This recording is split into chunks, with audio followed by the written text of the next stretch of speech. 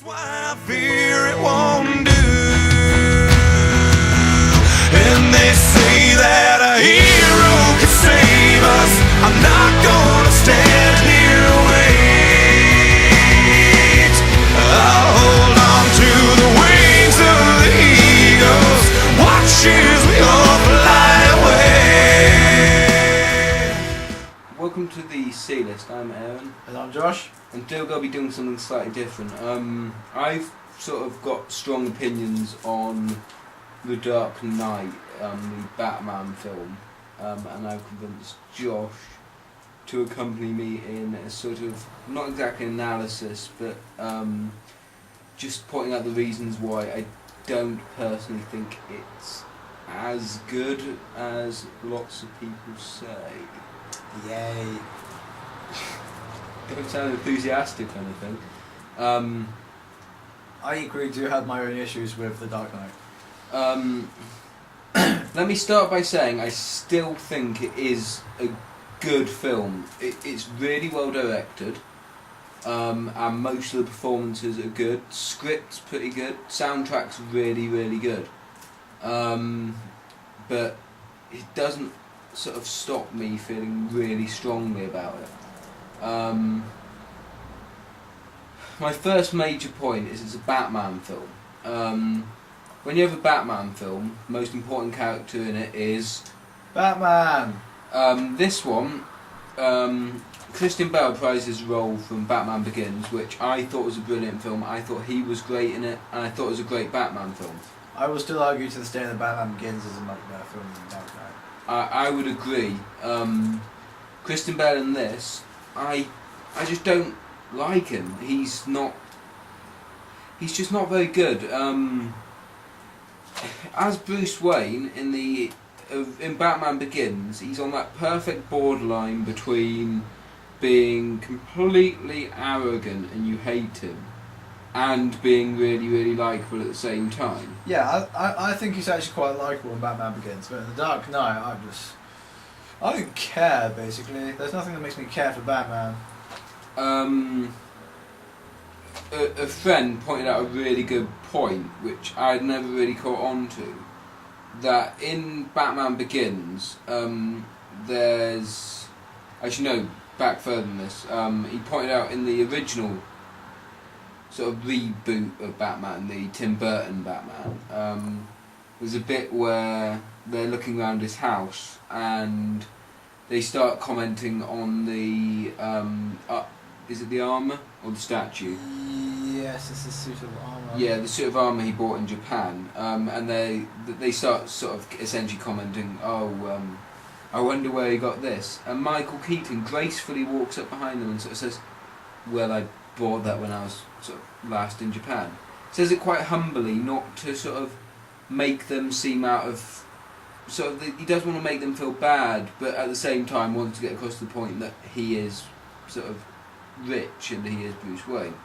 Whereas in Dark Knight, you've got a scene where you've got Aaron Eckhart and Maggie Gyllenhaal in a restaurant, and Christian Bale walks up to them, essentially starts talking to them, and he says, mind if I pull up a table? And they openly both say, sort of, would they really appreciate you doing this? And Christian Bale just replies, well, I do own the place, clicks his fingers and sort of ushers over a table, which to me it's just showing off. It's douchebaggery. Yeah, it's just... He takes arrogance to a whole new level in this film. He's like the Alice Cooper of superheroes. I'd say the Axl Rose of superheroes. Fair play. But yeah, he's just not very good. And as Batman, in long shots he has the sort of presence that's needed, but he just doesn't... For me, he just doesn't play either of them as well as he did in Batman Begins. I don't know if that's down to the script or just down to him. But that is my major annoyance with the film initially. Would you agree? The ultimate thing that gets me about The Dark Knight is that I don't really see much character development for Batman. He starts off being an arrogant, violent sod, and at the end he's still an arrogant, violent sod. He learns nothing. Yeah, whereas the main character of the film is Harvey Two-Face, who goes through one hell of a transformation of his character. Because Yeah. the Joker doesn't change, Batman doesn't change, Harvey Two-Face... Well, there is the other thing with Batman. Big spoiler coming up. When Maggie Gyllenhaal character gets killed, Christian Bale as Bruce Wayne believes that she was going to run away with him, which she never planned to do. She always loved Harvey, and she openly says this.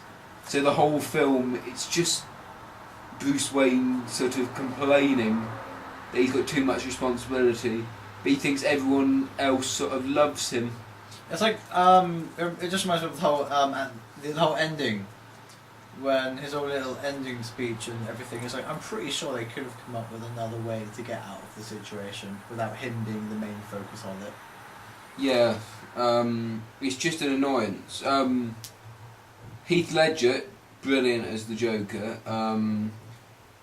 I'd say you've always got to have a villain that's strong as or stronger than the main character, really. Something for him to fight against, and Heath Ledger plays the perfect Joker. He probably ranks alongside Jack Nicholson.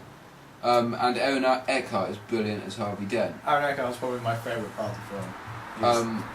He's really, really good. And Morgan Freeman and Gary Oldman both put in great performances, as always. Michael Caine as well. Yeah, Maggie Gyllenhaal plays a great version of, what's her name? Rachel Dawes. Who was played by Katie Holmes in Otherwise, Batman Begins. they'll find the whole relationship between her and Christian Bale to be completely wooden. Yeah. There is no chemistry between the children. Between her and Aaron Eckhart, then yeah, there's plenty, but between her and Chris, none. On to my probably the biggest thing about it. It's not a Batman film in my view. As an adaptation... It's not even a comic book film. As an adaptation of... I'll focus on Batman rather than comic film. I'm just trying to plug Spider-Man 2 at some point. I know. It's coming. Essentially, as a sort of adaptation of Batman film, I'd say it's really, really weak. Essentially, with every other Batman film they've made, you can't take Batman and the lead villain out and the film would sort of stay pretty good. The Tim Burton Batmans, they're the main... The whole thing feels comic booky and Batman-like. Batman Forever and even Batman and Robin, which I'll get onto soon, feel like Batman films. Yeah, they're just from different eras of the Batman mythos. Even the good old Adam West Batman. But this, you could take Batman out of it and you could take Joker out and pretty much take Harvey Dent out and you have any heist film. It feels a lot like Michael Mann's film Heat, down to the bit where the actual bank at the beginning, as far as I know, is the same bank that they rob in Heat and has the bank clerk from Heat in it because Christopher Nolan loved that film so much. And as a heist film, it's absolutely brilliant.